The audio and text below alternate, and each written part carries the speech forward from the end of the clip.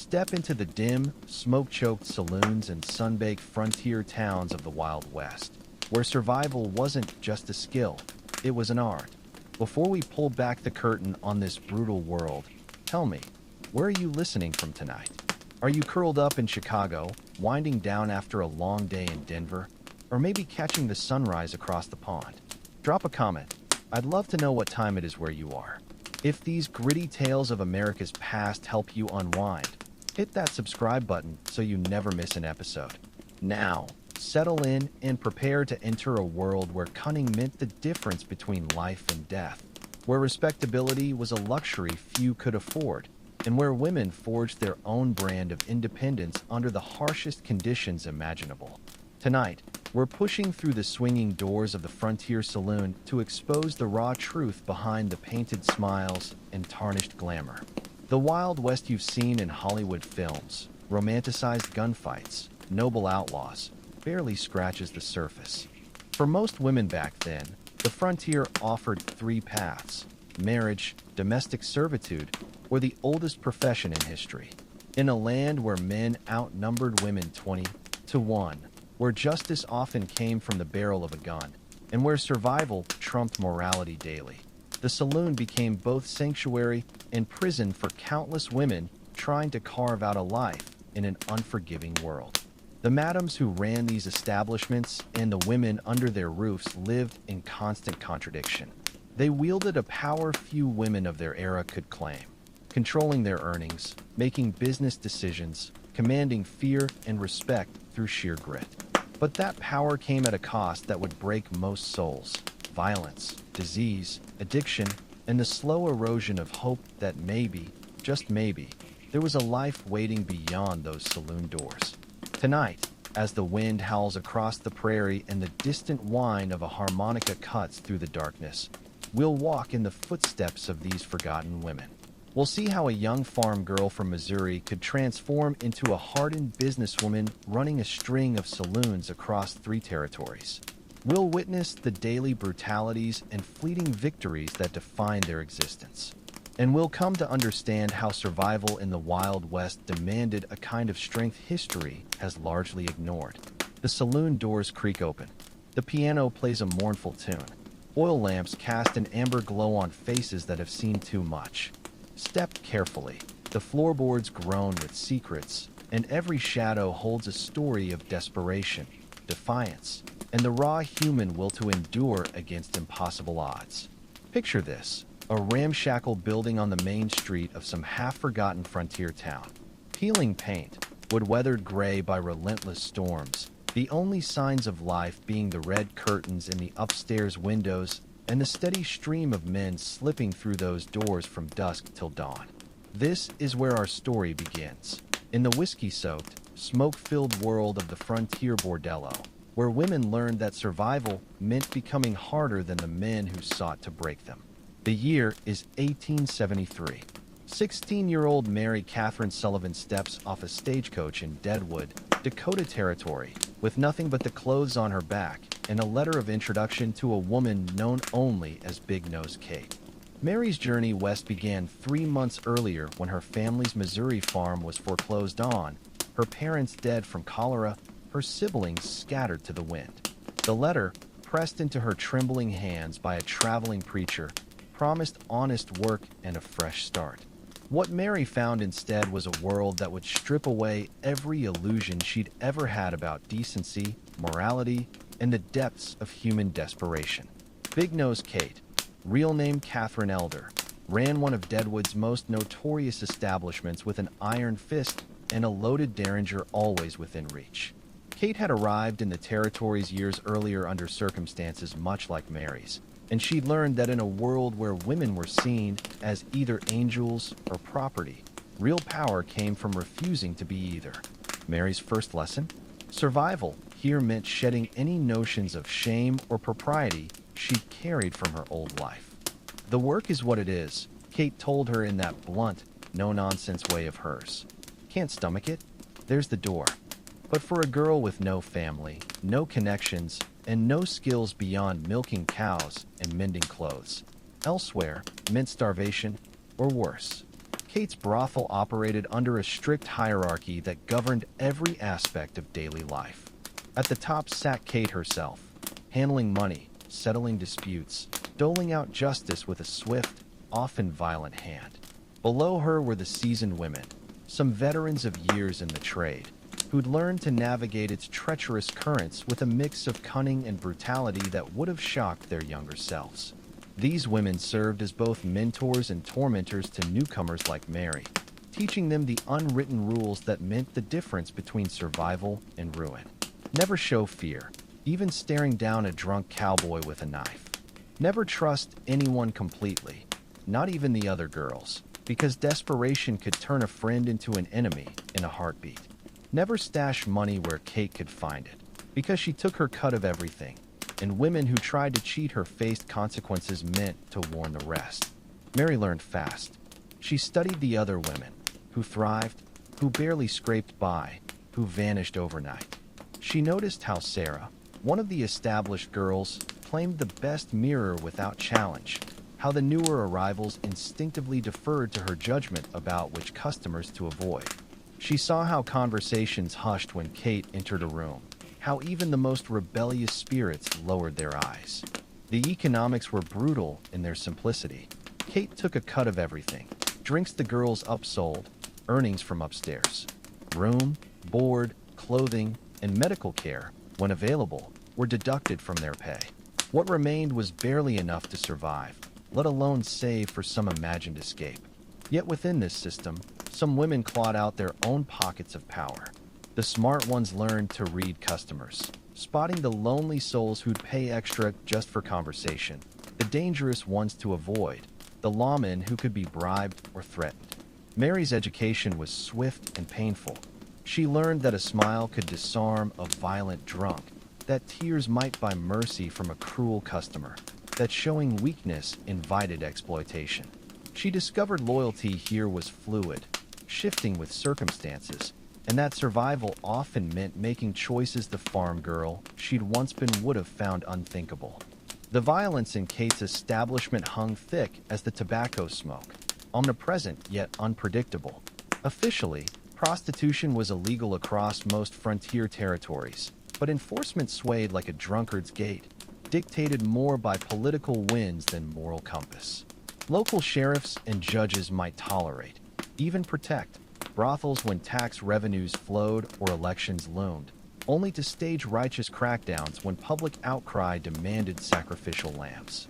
Kate navigated these shifting sands with the precision of a riverboat gambler, bribes greasing palms, political connections cultivated like rare orchids, and an uncanny ability to read the town's mood. She ensured her establishment contributed to churches and civic projects, positioning herself as a businesswoman rather than a criminal. Yet everyone knew the truth. In this world, legality was just another commodity to be bought and sold. The women developed spider-like senses for detecting legal tremors. Whispers about impending raids traveled through secret channels. A bartender's warning wink, a laundress's coded message, a deputy's too loud complaint about cleaning up the town.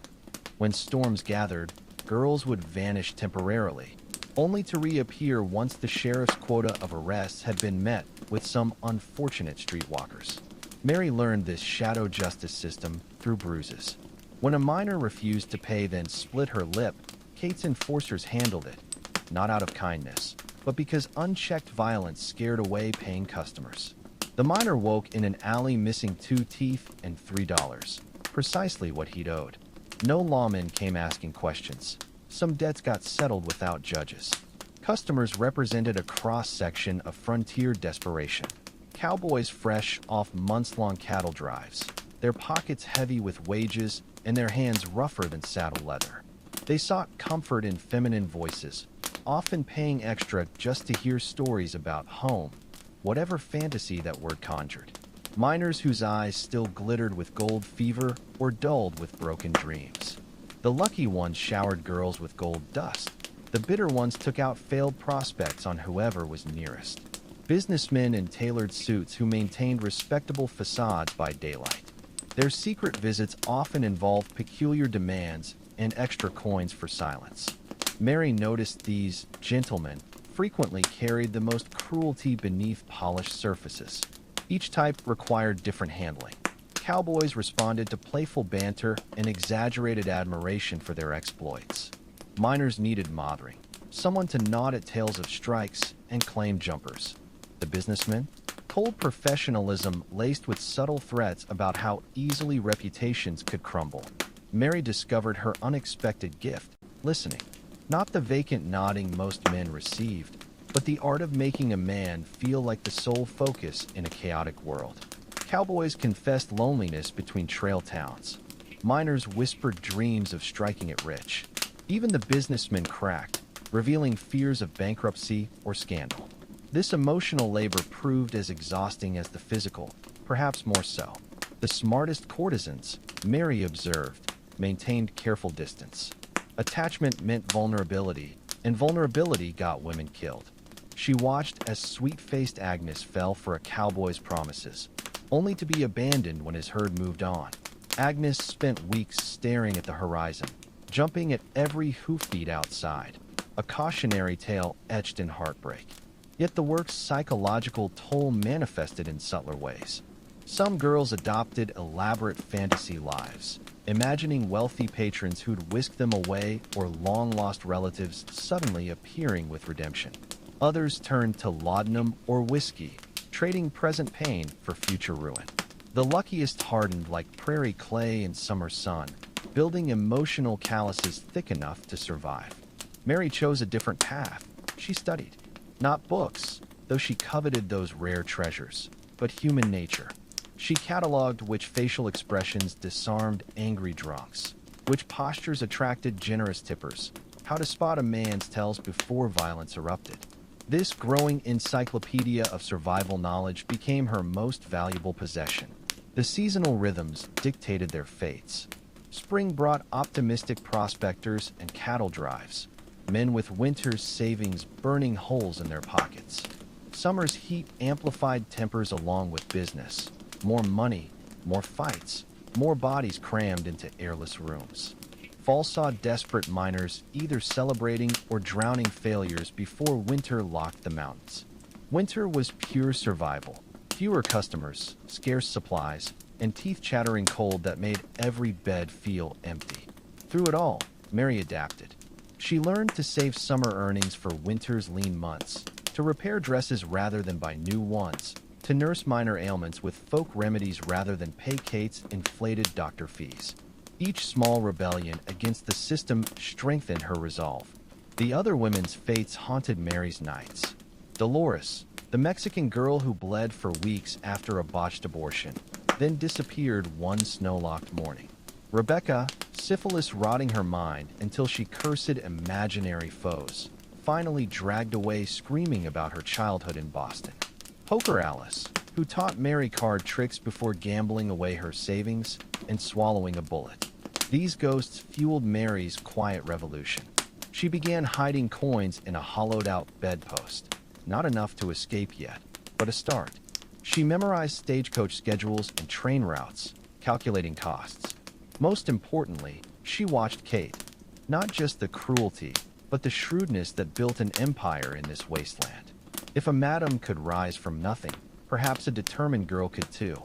The medical horrors of frontier prostitution unfolded like a grisly textbook in Kate's establishment. Disease wasn't just a risk, it was an inevitability, creeping through the rooms with more persistence than the bedbugs and the mattresses. The women's hospital was a curtained-off corner where stained sheets hid the evidence of countless treatments, the air thick with the stench of carbolic acid and rotting flesh. Mary's first encounter with the pox came when red sores blossomed on Eliza's thighs. The veteran girl tried to hide them with extra petticoats and lead-based makeup, but the fever betrayed her. Kate inspected Eliza with the detached interest of a butcher assessing spoiled meat before jerking her chin toward the back door. Doc Peterson's got mercury, was all she said. The treatment proved worse than the disease. Eliza's teeth fell out in chunks, her gums bleeding onto the bread she could no longer chew.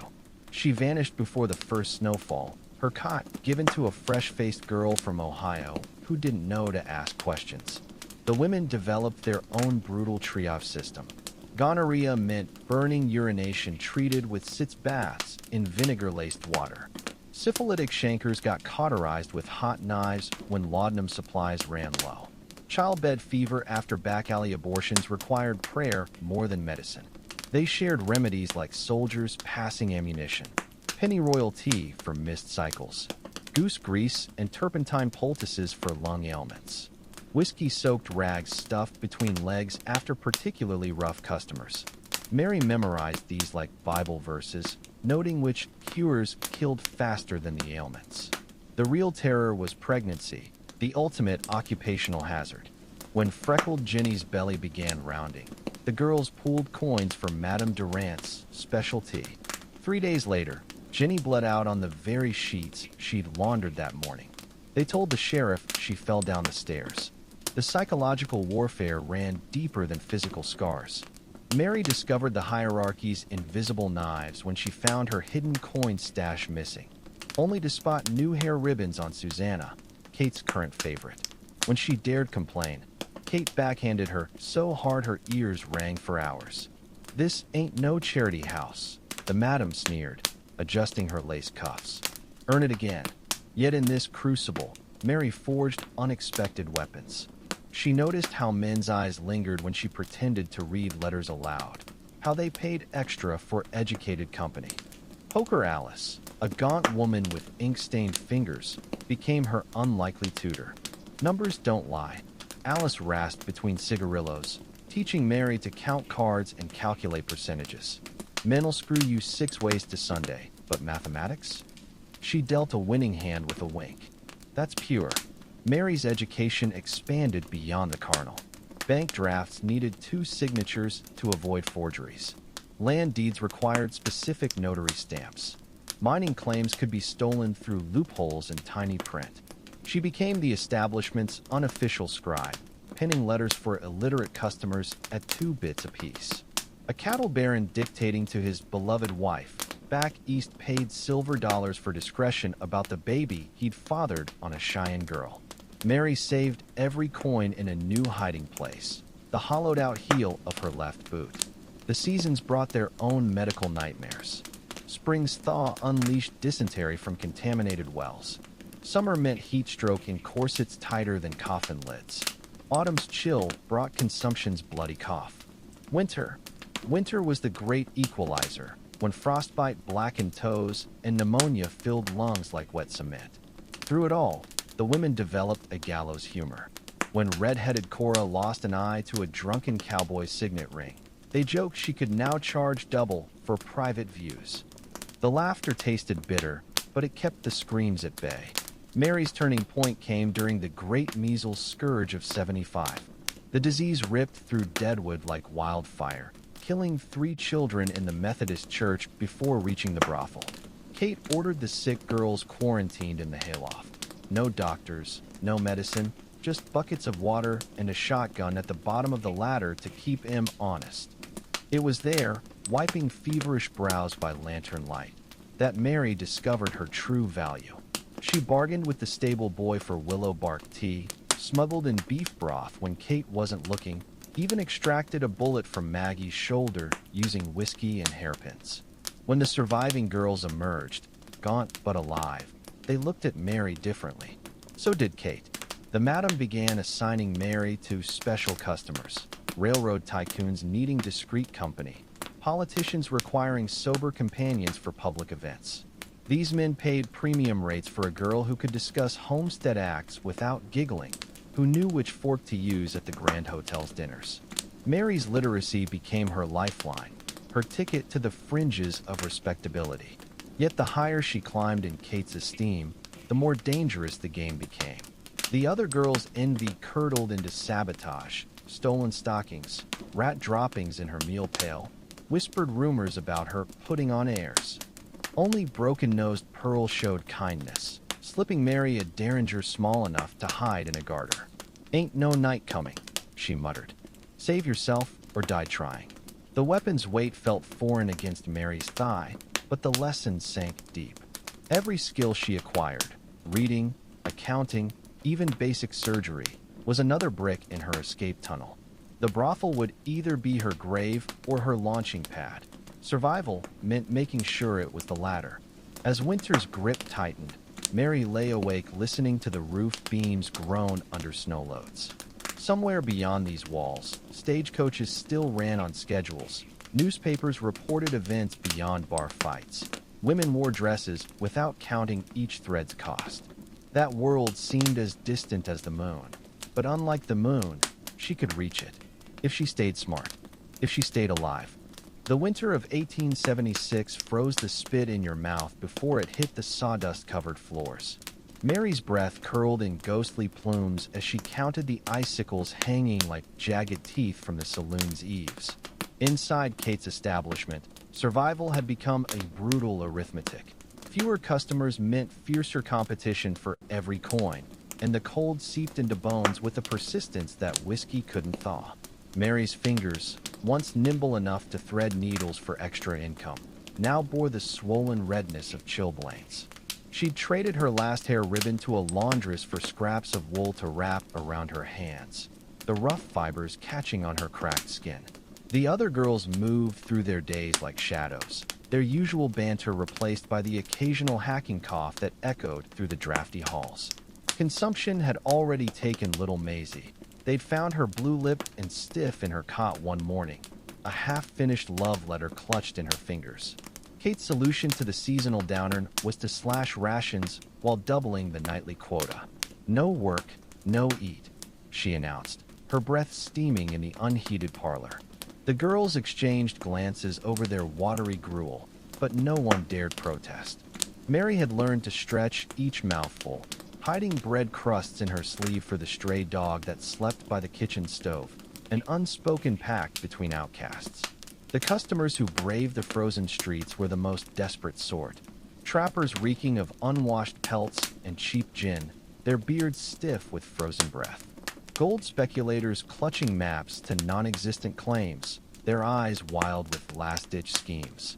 Bounty hunters who paid extra to tie girls up with their own rope knots. Mary developed a sixth sense for the truly dangerous ones, the way a man's pupils would dilate before he struck, how certain whiskey brands turned gentle souls violent. She'd begun positioning herself near the poker tables where the lamplight was brightest, claiming the pretense of better visibility for her sewing work while actually studying the players' tells. Poker Alice's lessons were paying off. Mary could now spot a bluff by the way a miner's thumb rubbed his cards. One glacial evening, a new kind of predator arrived. Dressed in a tailored greatcoat with a silver-tipped cane, Colonel Beauregard claimed to be a retired cavalry officer turned mining investor. His manners were polished, his vowels rounded by expensive schooling, but Mary noticed how his gaze lingered on the youngest girl's wrists, how he'd flex his own fingers when someone laughed too loud. When he requested a literate companion for correspondence, Kate shoved Mary forward before the sentence was finished. Upstairs, the colonel's true nature emerged with the smooth cruelty of a stiletto sliding between ribs. He produced leather restraints from his valise, smiling as he explained they were standard officer's kit. Mary's pulse hammered in her throat, but she forced herself to mimic the other girl's bored compliance, until his fingers closed around her windpipe. What happened next became brothel legend. Mary drove her knee into his groin with the precision of a mule kick, then smashed the chamber pot over his head when he doubled over. As the colonel howled, she snatched up his own cane and beat his shoulders until the silver tip flew off. By the time Kate burst in, Mary stood panting over the whimpering aristocrat, her makeshift weapon still raised. Instead of punishment, something remarkable occurred. Kate's lips curled in something almost resembling pride as she tossed Mary a rag to wipe the blood off her hands. "Finally grew a spine, did you?" She kicked the moaning colonel toward the door. "Get this trash out of my establishment." That night, Mary's supper plate held an extra slice of pie, and the other girls began leaving small offerings by her bedside. A stolen hairpin, a snippet of lace, a tattered copy of Jane Eyre with the racy passages dog-eared. The incident marked Mary's unofficial promotion within the hierarchy. Kate started assigning her to train new girls, showing them how to palm coins during embraces, hide needles and sleeve hems for emergencies, fake intoxication to avoid unwanted attention. But with status came new perils. The brothel's former top earner, a fiery brunette called Spanish Rose, took Mary's rise as a personal insult. Rose's sabotage started small, spilled drinks, misplaced belongings, but escalated when she accidentally locked Mary in the ice house overnight. They found her at dawn curled around the dog for warmth, her lips tinged blue but her eyes blazing with newfound resolve. The cold season also brought unexpected opportunities. When the circuit judge's gout flared up, Mary was sent to read legal documents aloud at his bedside. Between torturous descriptions of land disputes, she absorbed priceless knowledge about property transfers and contractual loopholes. The judge, amused by her quaint interest, even let her copy his handwriting exercises, a skill that would later prove invaluable. As the days lengthened and the first muddy patches appeared in the frozen streets, Mary made two discoveries that would alter her fate. The ledger, hidden in Kate's mattress ticking, was a record of every bribe paid to lawmen, every girl's debt meticulously inflated with fictional charges. The railroad schedule. The coming spring would bring the first transcontinental trains through Deadwood, their timetables promising escape routes she'd never dreamed possible. Mary began stockpiling supplies with the intensity of a squirrel before winter. A stained calico dress became a respectable traveling outfit with careful dye work. A discarded cosmetics jar held salve for chapped hands. Even the colonel's broken cane tip was saved. Silver could always be traded. On the last night of winter, as the girls celebrated surviving another season with a smuggled bottle of brandy, Mary sat apart watching the icicles drip. The dog pressed against her leg, its warmth a silent comfort. Somewhere beyond these walls, trains were steaming toward futures untethered to whiskey-stained sheets or men's whims. All she needed was one good hand to play her cards right, and Mary Sullivan had spent 3 years learning to count them. Spring arrived in Deadwood like a drunkard stumbling into church, all mud-splashed irreverence and false promises of redemption. The thawing streets became rivers of slush that soaked through Mary's patched boots as she made her weekly trek to the post office, a ritual she'd maintained since her first month in the brothel. The clerk no longer raised an eyebrow at the letters addressed to Miss Eleanor Hart, care of St. Louis boarding house, a fictional cousin who served as Mary's lifeline to the outside world. This morning, however, the clerk slid a cream-colored envelope across the counter with a conspiratorial wink. Mary's fingers trembled as she recognized her sister Abigail's precise handwriting beneath the smudged postmark. The letter's contents sent her pulse racing. Their uncle's farm in Iowa needed a housekeeper, and Abigail had secured the position for both of them. Come before harvest season, the letter urged, the ink blotted where tears had fallen. No questions asked. Mary was tucking the precious paper into her corset when the Saloons cook found her. "Kate wants you," the woman grunted, her breath reeking of onions and dread. Some railroad bigwigs asking for the smart one. The stranger waiting in Kate's parlor wore his Eastern wealth like armor, a tailored suit that cost more than the brothel's monthly earnings, gold cufflinks flashing as he stirred honey into his tea. Mr. Cornelius Vanderbilt III, no relation to those Vanderbilts, he sniffed, needed a literate companion for his railroad inspection tour. "Someone presentable," he said, eyeing Mary's darned stockings with distaste, "who won't embarrass me at the territorial governor's dinner." Kate named a sum that made even the railroad man blink. "For that price," she smirked, "she comes back untouched." The lie hung between them like a cobweb. Everyone knew what railroad inspections entailed. But as Vanderbilt's carriage jolted toward the depot, Mary realized this was no ordinary assignation. Stacked beside her were ledgers of payroll records, land deeds, and, most precious of all, an official railroad timetable with connections all the way to Chicago. For 7 days, Mary lived in a bizarre parody of respectability. She took dictation in hotel parlors where women in proper bonnets sneered behind their fans. She corrected Vanderbilt's grammar before he signed contracts worth millions. At the governor's ball, she sipped sherry from crystal glasses while men debated statehood and silver tariffs. until the railroad executive's hand crept up her thigh during the quadrille. That night in the hotel, she endured his sweaty attentions by memorizing the escape routes on his wall-sized rail map. When Vanderbilt finally returned her to Kate's establishment, he pressed a velvet pouch into her hand. Not just the agreed payment, but a bonus for her unexpected usefulness. The coins inside clinked with the sweet music of freedom, but Mary's gaze was fixed on the railroad timetable she'd slipped into her sleeve. The eastbound train left every Tuesday at dawn. Back at the brothel, the other girls crowded around as Mary distributed gifts like some dime store Santa Claus. Pearl received tortoiseshell hair combs to replace the ones Kate had confiscated. The kitchen girls got bags of lemon drops from the hotel confectioner. Even Spanish Rose was given a bottle of French perfume, a peace offering that smelled suspiciously like vinegar. Only when alone did Mary examine her true treasures. $87 in mixed coinage, nearly half a year's earnings in 1 week. A signed letter of reference from Vanderbilt praising her clerical skills. The railroad map with connecting routes circled in invisible ink, made from lemon juice and desperation. Kate's eyes narrowed when Mary handed over her share. "You're up to something," the madam muttered, but the clink of silver silenced further questions. That night, Mary lay awake calculating.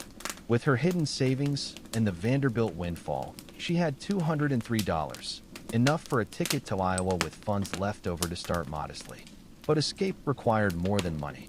Over the next fortnight, Mary became a ghost in plain sight. She stopped wearing rouge, letting her pallor suggest illness rather than rebellion. She lost earrings in front of Kate, reinforcing the madam's belief in her incompetence. She burned herbs in her room to produce a lingering cough that worried no one in the consumptive brothel. When the territorial census taker came, Mary seized her chance. While Kate distracted the official with brandy and cleavage, Mary flipped through his ledger. The H section showed one Eleanor Hart indeed resided at a St. Louis boarding house, a real person whose identity Abigail had somehow co-opted. The forger's artistry in the letter now made sense. Her sister had planned this for months. On the eve of her planned escape, disaster struck. Spanish Rose discovered Mary's hidden boot heel stash while helping clean her room. Instead of reporting her, the rival girl did something unimaginable. She added 2 gold coins to the hoard. "I won't be stuck here till I'm old as Kate," Rose hissed, her breath hot with peppermint schnapps. "You get out, you send for me." The plea hung between them, equal parts threat and prayer. Dawn came gray and drizzly, perfect for disappearing. Mary dressed with funereal slowness, corset lined with banknotes sewn between the bones, petticoats layered to conceal the railroad map pinned to the innermost one, high-button boots holding the remaining coins, their extra weight explained by damp swelling. She paused at the brothel's back door, the dog whining at her heels. 3 years of terror and triumph condensed into this single heartbeat.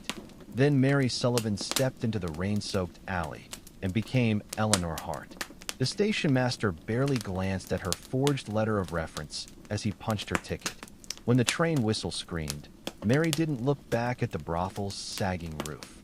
She was too busy studying the railroad map, tracing the route to a farmhouse in Iowa where no one knew the weight of a silver dollar pressed against a desperate woman's skin. The train wheels clattered a frantic rhythm that matched Mary's heartbeat as Deadwood's jagged skyline shrank behind her. She counted each telegraph pole flashing past the grimy window, 27, 28, until the town disappeared into the swirling dust. Only then did she unclench her fists, the half-moon indentations her nails had left in her palms slowly fading. The other passengers in the third-class carriage gave her a wide berth. To their eyes, she was just another worn-out farm wife in a faded calico dress, her gloveless hands folded primly over a carpet bag containing all her worldly possessions. But beneath the demure exterior, Mary's mind raced through contingency plans. If questioned, she was Eleanor Hart, a widow traveling to her sister's Iowa farm. Her fabricated backstory included a dead husband, consumption, and 2 stillborn children. The letter of reference from Vanderbilt was hidden in her corset lining, a last resort credential. The train's first stop brought her first test. A mustachioed conductor scrutinized her ticket with suspicion. "Ain't many ladies ride alone," he remarked, his gaze lingering on her unadorned left ring finger. Mary lowered her eyes and produced a yellow daguerreotype, actually poker Alice's long-dead bow, from her reticule. "My James always said railroads were safer than stagecoaches," she murmured, letting her voice catch just enough to imply recent widowhood. The conductor touched his cap and moved on. As the landscape flattened into endless wheat fields, Mary covertly studied her fellow travelers. A German immigrant family whose matriarch kept shooting her pitying glances. 2 drummers hawking patent medicines and whispering about brothels in Omaha. A teenage boy with ink-stained fingers who reminded her painfully of Abigail at that age. When the medicine salesmen began bragging about their exploits in Deadwood's establishments, Mary pretended to doze. But her ears caught every word, especially when one mentioned Big Nose Kate's latest scandal involving a stabbed sheriff's deputy. The news sent a chill through her that had nothing to do with the drafty carriage. Nightfall brought new dangers. The kerosene lamps flickered as the train climbed into the Black Hills, casting monstrous shadows on the wooden benches. The drummers had moved closer, their whiskey breath hot against her cheek when they thought she slept. Mary's fingers crept toward the derringer in her pocket, only to freeze when she heard Spanish Rose's name. "Red-headed Spitfire from New Orleans," the fatter drummer chuckled. "Charged double for." The train lurched, spilling the men onto the sticky floor. In the chaos, Mary slipped away to the ladies' lavatory, a claustrophobic closet reeking of chloride of lime. There, by the swaying lantern light, she performed her nightly ritual. Counted her remaining funds, $179 after ticket and bribes. Checked the railroad maps, hidden markings, 3 transfers to Iowa. Rehearsed her story until even she almost believed it. Dawn found her staring at her reflection in the grimy mirror. The face staring back was both familiar and alien. The same green eyes that had charmed miners now framed by severe braids instead of loose curls. The lips that had whispered sweet nothings to cattle barons pressed into a prim line. Eleanor Hart wouldn't know how to fake passion for a man she despised. Eleanor Hart had never tasted laudanum or felt the cold kiss of a derringer against her thigh. The train whistle screamed as they pulled into Cheyenne. Mary's stomach clenched when she spotted the uniformed officers patrolling the platform. Not lawmen, but railroad detectives checking for fare jumpers and wanted criminals. She ducked behind a newspaper, her pulse roaring in her ears as she read the headline. "Deadwood Madam Indicted, Girl Scattered." The article below contained no mention of a missing Mary Sullivan, only lurid details about Kate's arrest for bribing a judge. Mary allowed herself one shuddering breath before refolding the paper, just as a shadow fell across her lap. "Ticket, ma'am." The railroad detective's badge gleamed in the morning sun. Up close, he was younger than she expected, his Adam's apple bobbing nervously above his starched collar. Mary produced her ticket with steady fingers, the Vanderbilt reference letter strategically peeking from her bag. The detective's eyes flickered to the embossed stationery. "You're a long way from New York, Mrs. Hart," he remarked, clearly impressed by the Vanderbilt name. Mary allowed herself a small, sad smile. A widow goes where family remains. The lie carried her through the remaining inspections. By the time the train crossed into Nebraska, Mary had traded her silver cane tip for a proper widow's bonnet. Learned the German family's route to bluff familiarity if questioned. Overheard rumors of Deadwood brothel girls fleeing to Denver and San Francisco. The landscape unspooled like a bolt of calico, endless and monotonous. Mary passed the hours rereading Abigail's letter until she'd memorized every loop of the handwriting, every stain where her sister's tears had fallen. The final paragraph never failed to tighten her throat. "The room has blue curtains and an apple tree outside the window. I've saved the east-facing bed for you. No one here asks about the past." On the 3rd morning, the train shuddered to a stop in Council Bluffs, her final transfer point. Mary gathered her belongings with deliberate calm, though her knees threatened to buckle. One last performance awaited. The station master squinted at her ticket. "Hart, you said?" There's a telegram here for. Mary's blood turned to ice. Had Kate somehow, Eleanor Hart's sister. You're to take the afternoon freight. Your sibling prepaid the baggage fee. The world snapped back into focus. Mary clutched the telegram like a lifeline, the letters swimming before her eyes. Apple tree in bloom stop, blue curtains waiting stop, Abigail. As the freight train's whistle pierced the afternoon haze, Mary Sullivan finally let herself weep. Not the performative tears of a brothel girl, but the shuddering, ugly sobs of a woman stepping into sunlight after years in shadows. The German Frau pressed a handkerchief into her hand without a word. When the conductor called all aboard, Mary boarded with her face turned firmly eastward, toward apple blossoms and blue curtains, toward a life where no one would ever again count the coins in her garter or the bruises on her ribs. The past receded like Deadwood's dwindling smoke, leaving only the steady, comforting clatter of wheels carrying her home. The freight train groaned to a halt in a cloud of steam and cinders, its brakes screeching like a wounded animal. Mary clutched her carpet bag to her chest as she stepped onto the splintered wooden platform of Cedar Junction, Iowa, a world away from Deadwood's grime and grandeur. The air smelled of turned earth and apple blossoms, so sweet it made her lightheaded after years of breathing whiskey fumes and cheap perfume. A woman in a homespun dress stood by a weathered farm wagon, her posture rigid with nervous anticipation. Even from 20 paces, Mary recognized the stubborn set of Abigail's shoulders, unchanged since childhood. But when her sister turned, Mary barely suppressed a gasp. The girl who'd once chased fireflies with her now had strands of silver threading her brown hair, her face lined beyond its 28 years. Ellie.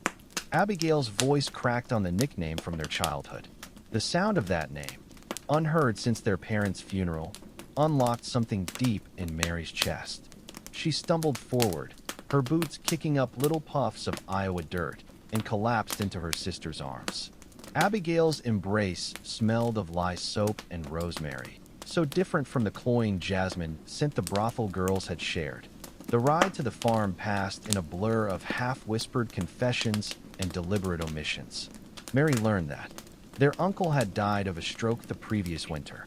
The farm was actually a struggling 40-acre plot with a leaky roof.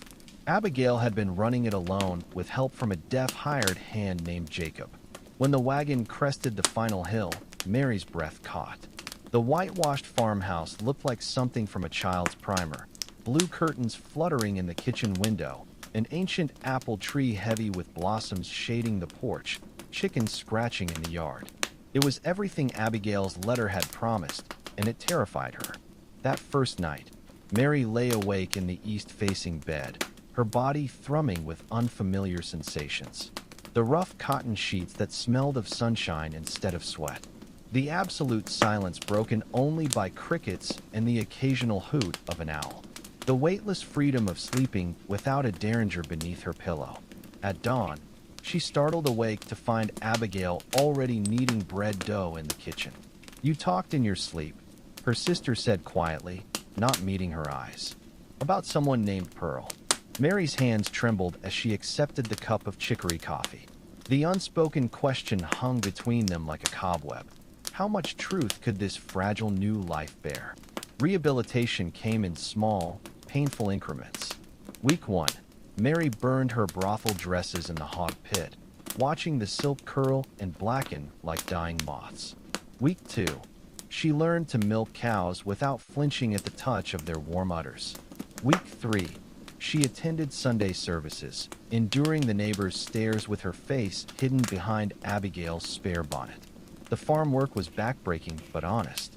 Mary's palms blistered from hoeing rows of corn, her shoulders ached from hauling water, and her knees grew permanently stained with garden soil. Yet each new callus felt like a badge of honor, a physical manifestation of her transformation. The real battle raged in her mind. Certain sounds sent her scrambling for cover. A man's raised voice at the general store, the creak of wagon wheels that sounded like Kate's floorboards. One afternoon, when a traveling salesman winked at her, Mary nearly gutted him with the potato knife before remembering she was Eleanor Hart now. a respectable widow who didn't carry weapons. Abigail watched these episodes with quiet understanding. She never pressed for details, but Mary caught her studying the faint scars on her wrists, remnants of handcuffs she'd worn during a particularly brutal client's visit. The seasons turned, each one layering new routines over old wounds. Summer brought sticky heat and the sweet torture of berry picking, the juice staining her fingers like blood. Autumn meant canning preserves until her hands were raw, the rhythmic work soothing her fractured nerves. Winter enclosed them in snow-draped solitude, the farmhouse becoming a cocoon of safety. Mary's redemption came in unexpected forms. The German neighbor's daughter she taught to read in exchange for cheese. The wounded fox cub she nursed back to health in the barn.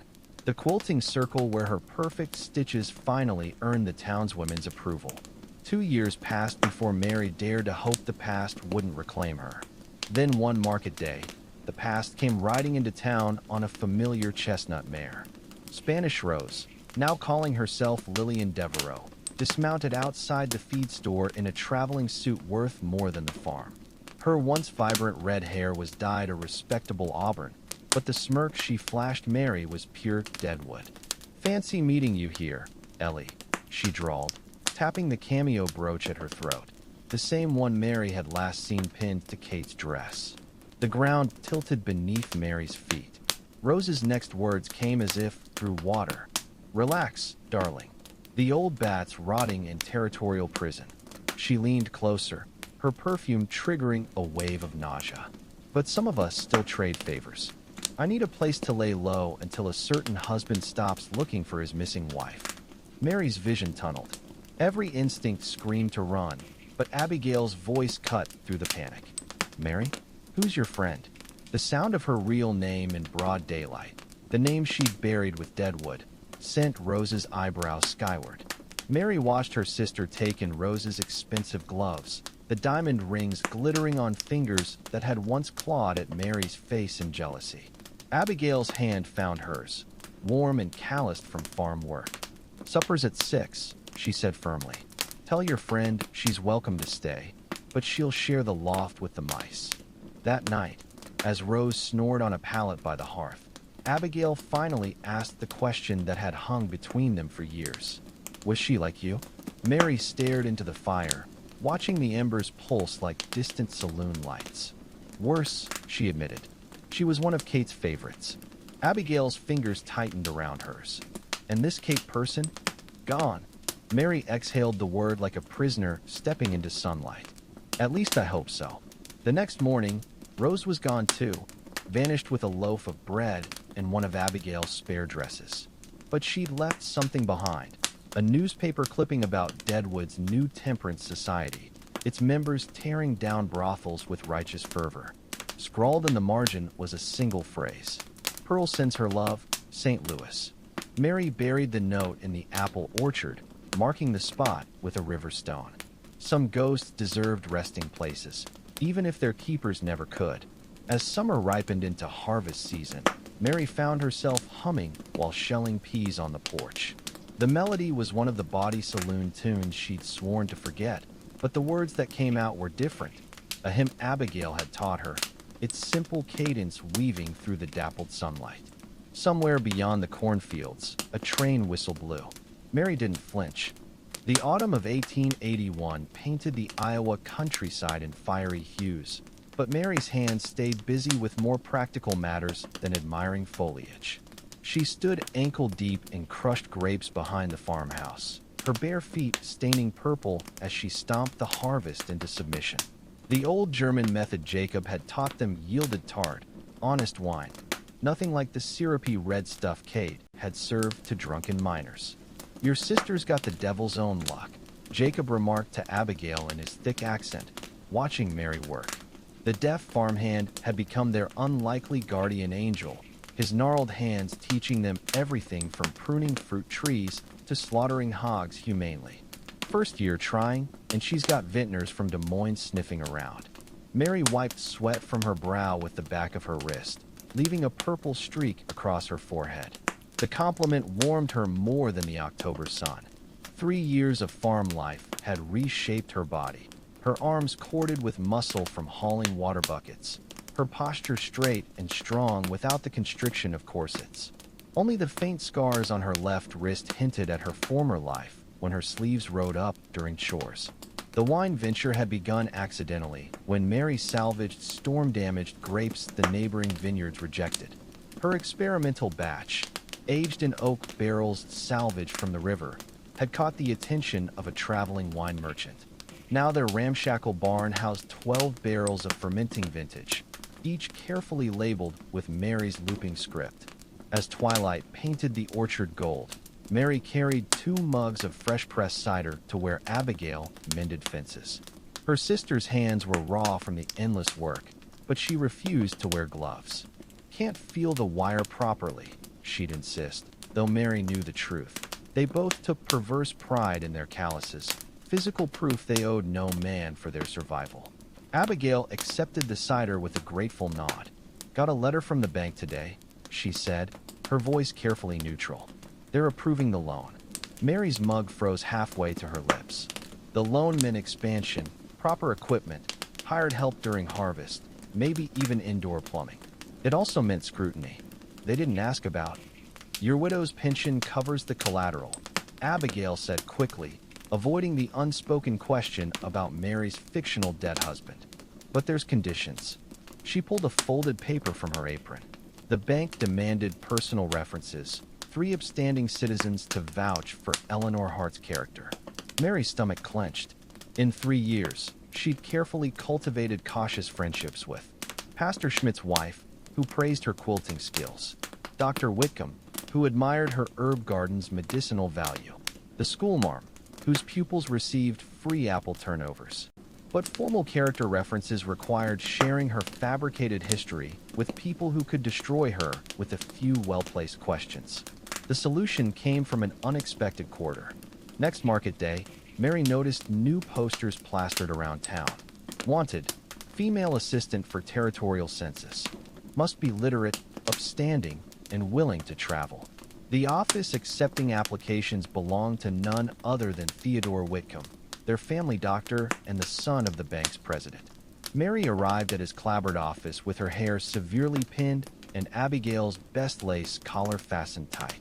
Whitcomb barely glanced up from his paperwork. "Miss Hart, hear about the census position?" Mary folded her hands primly. "Actually, doctor, I'm here to ask a favor." She placed the bank's letter on his desk. "My sister and I need character references for our loan." The young doctor's spectacles flashed as he leaned back. Everyone in town knew the Hart sisters' farm was the only one for miles run solely by women. Whitcomb steepled his fingers. "You realize character references imply familiarity beyond medical consultations." Mary met his gaze steadily. "We've known each other 3 years, doctor. You've seen our account books, our crop yields, how we care for Jacob and his rheumatism." She allowed the faintest tremor in her voice. "Surely that demonstrates character?" A slow smile spread across Whitcomb's face. "Indeed." He dipped his pen in the inkwell. "But proper references require proper acquaintance. How about supper tomorrow? My mother's been dying to meet the famous winemaker." The invitation hung between them, part business proposition, part courtship overture. Mary hesitated. Playing the demure widow for casual interactions was one thing. Maintaining the charade through an entire evening with the town's leading family was another. Yet the barrels in their barn needed proper storage. The orchard required new grafting stock. Abigail deserved a winter without chopping ice from the water pump. "I'd be honored," Mary said, dipping her chin in a gesture she'd perfected at Kate's. Just submissive enough to flatter, just reserved enough to remain respectable. The Whitcombs' dining room gleamed with polished silver and generations of inherited china.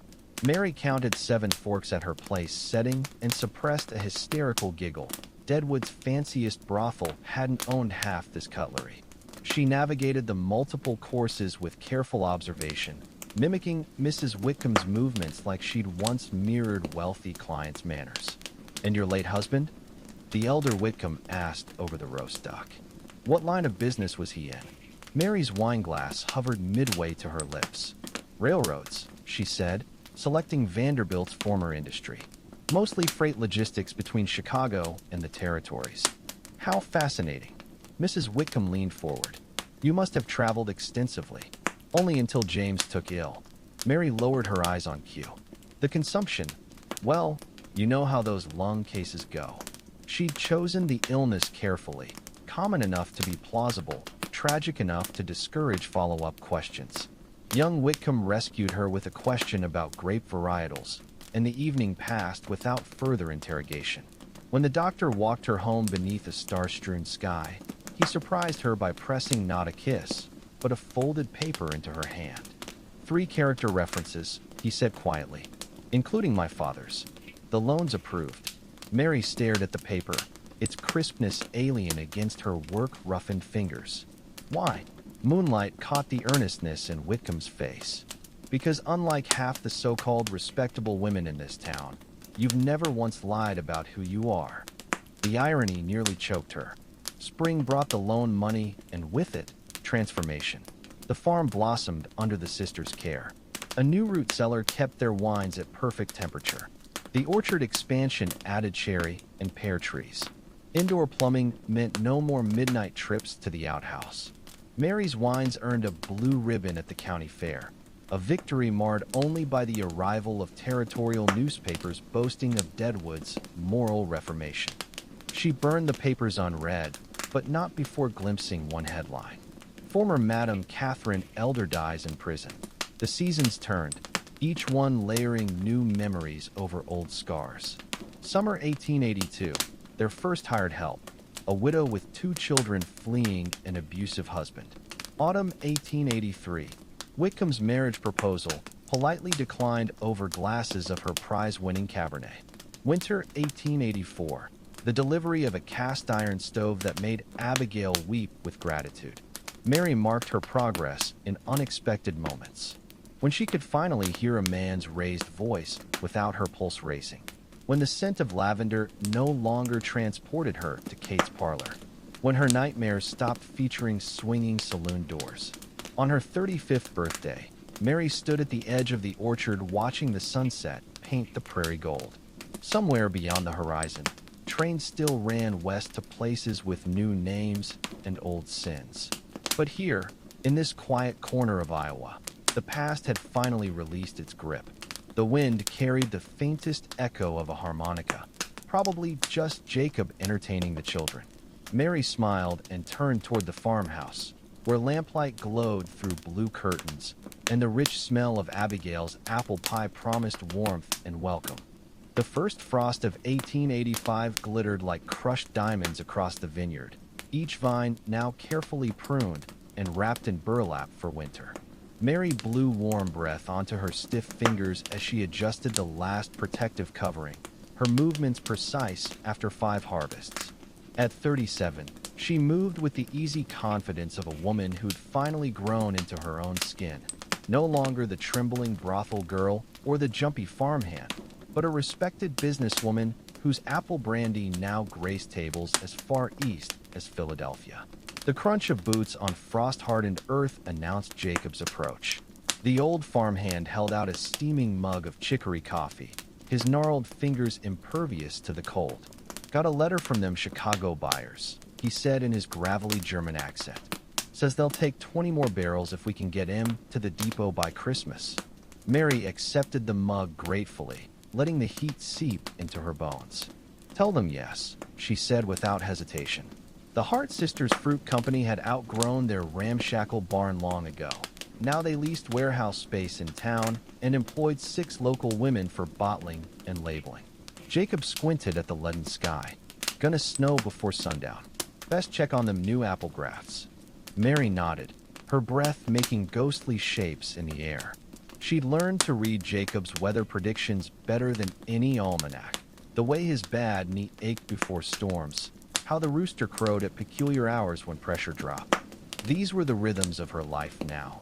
The migration of geese signaling pruning time, the first fireflies meaning it was safe to plant beans, the almanac's pages worn soft from constant reference.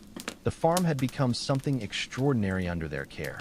What began as 40 struggling acres now encompassed 12 acres of hybrid apple orchards, including Mary's prized winter banana variety. 8 acres of vineyards producing both table grapes and wine. A licensed distillery in the rebuilt barn. The original farmhouse, expanded with a proper parlor and indoor plumbing. Mary was inspecting the new grafts when the sound of carriage wheels sent her reaching instinctively for the pruning shears, not in fear, but habit. The sleek black buggy rolling up their lane bore the insignia of Whitcomb and Sons Agricultural Bank. Theodore Whitcomb himself stepped down, his spectacles fogging in the sudden transition from heated carriage to icy air. At 35, the banker had grown into his father's position with surprising grace, his once boyish face now lined with the responsibility of managing half the county's mortgages. He'd never married, though the town gossips still whispered about his annual bouquets of hothouse roses delivered to the Hart sisters every Christmas. "Miss Hart," he called, his formal tone belied by the familiar twinkle in his eye. "Got a minute for some business?" The farmhouse kitchen smelled of cinnamon and rising bread. Abigail, her dark hair now streaked with silver at the temples, poured coffee while Mary spread ledger books across the scrubbed pine table. Whitcomb tapped a document embossed with the state seal. "The Agricultural Board wants to make your winter banana apples an official Iowa cultivar." He pushed his spectacles up his nose. "There's talk of naming them Heart's Gold." The sisters exchanged glances. Abigail's knuckles whitened around her rolling pin. "That would mean your name's in the public record," Whitcomb finished quietly. "Newspapers, agricultural journals, possibly even a display at the Chicago Exposition." The unspoken truth hung heavy as the coming snow. Publicity meant exposure. Mary traced the ledger's columns with one finger, calculations flashing behind her eyes. The Deadwood brothels were shuttered, Kate dead, most of the girls scattered to the winds. But territorial records survived, and memories lingered in mining towns where men bragged about their exploits with that red-headed scribe from Deadwood. Mary lifted her chin. "We'll do it." Whitcomb exhaled sharply, as if he'd been holding his breath. "Good, because there's more." He unfolded a second document, a bank draft for $5,000 from the Department of Agriculture to fund expanded orchards, conditional on you supervising the planting personally. The sum was staggering, enough to buy neighboring farms, build a proper winery, secure Abigail's future 10 times over. Mary stared at the numbers until they blurred. This was more than money, it was legitimacy. A chance to carve her name into history as something other than a brothel survivor. The contracts were signed as the first snowflakes dusted the window panes. Whitcomb departed with promises to return with nursery catalogs, leaving the sisters alone with their thoughts. Abigail broke the silence first. "You're sure about this?" Mary gazed out at the dormant orchard, imagining the new trees that would rise come spring. "Deadwood's past is past," she said with more certainty than she felt. "Time we planted something that'll outlive us both." Winter melted into an early spring. The Chicago newspapers arrived weekly now, their society pages filled with speculation about the mysterious Hart sisters whose fruit was revolutionizing Midwest orchards. Reporters came sniffing around, but Mary had become adept at directing conversations toward grafting techniques and away from personal history. Then, on a balmy May morning, the past came calling one last time. The well-dressed woman stepping down from the Omaha stagecoach wore her 50 years gracefully, her auburn hair now streaked with silver beneath a fashionable hat. But Mary would have recognized that smirk anywhere, even before the woman spoke. "Hello, Mary." Pearl's voice was rougher than remembered, her posture stiff with what might have been arthritis or old injuries. Or should I say heart now? The farmhouse parlor seemed to shrink around them. Pearl, now calling herself Mrs. Lillian Pierce, accepted tea with hands that still bore the faint scars of a Derringer's recoil. Her story unfolded between sips of elderflower wine. She'd escaped to St. Louis using Mary's forged identity papers. Married a railroad clerk who conveniently died of apoplexy. Inherited enough to buy a boarding house frequented by traveling salesmen. "I kept track of you through the agricultural bulletins," Pearl admitted, tracing the rim of her glass. "Never figured you for a farmer." Mary studied her old frenemy. the woman who'd both betrayed and saved her in different measures. Why come now? Pearl set down her glass with deliberate care. 2 reasons. First, she produced a yellowed photograph from her reticule, a group portrait of Kate's girls circa 1875. Thought you might want this. Last one in existence. Mary's throat tightened at the sight of their young faces. Poker Alice grinning around a cigar, Spanish Rose preening in borrowed feathers, herself caught mid-laugh at some long-forgotten joke. Ghosts, all of them. And the second reason? Pearl's smile turned razor-sharp. I've got investors interested in opening a proper hotel in Deadwood. Respectable clientele, good whiskey, no backroom business. She leaned forward. Need someone who knows quality libations to stock the cellar. The proposal hung in the air like the scent of apple blossoms drifting through the open window. Mary could almost taste the irony. Pearl offering her a legitimate business deal in the very town that had nearly destroyed them both. Abigail's hand found hers under the table, squeezing tight. Mary exhaled slowly. Send your order in writing, she said at last.